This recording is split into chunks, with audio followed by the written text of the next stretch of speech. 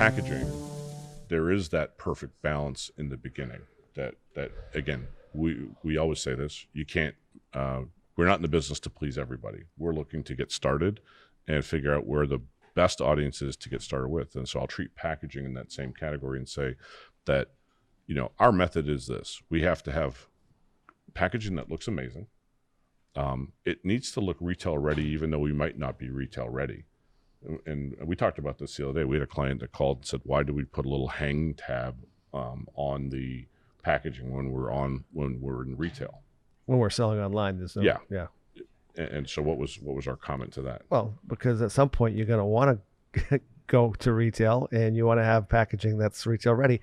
You want to be able to show pictures that your packaging is retail ready. So when you're presenting to a Staples or presenting to a Costco, that they know that you're all set. It can go on a peg. Right. Little subtle things like that, but that it stands. Or right? that it stands. In our development of packaging, that's the two things we want to do. We want to show that it can stand on a shelf, it can hang on a peg, that it's efficient and that it's easy, and it's hopefully green. Yeah, and of course the last part, that it tells the story, that people understand what they're buying, and so that's kind of our. That's the bare minimums that we feel, and that's not a bare minimum. That's a pretty tall order to get all those components into one place. So, is that a box? Is it a package? Is it a blister pack? Is it a custom, clamshell? Those are all the things that we're going to discuss and evaluate and make the right choices with our clients to do that.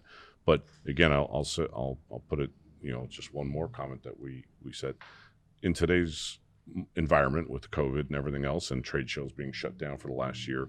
Where are all the retail buyers looking for product right now? Online, right, on Amazon.